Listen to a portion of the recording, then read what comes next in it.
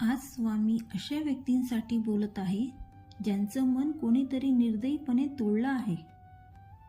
स्वामी म्हणतात, बाळा, जेव्हा एखादी अनोळखी व्यक्ती आपल्याला दुःख देते तेव्हा मन काही काळ रडते, पण जेव्हा आपलीच व्यक्ती विश्वासघात करते तेव्हा मनाबरोबर आत्माही तुटतो.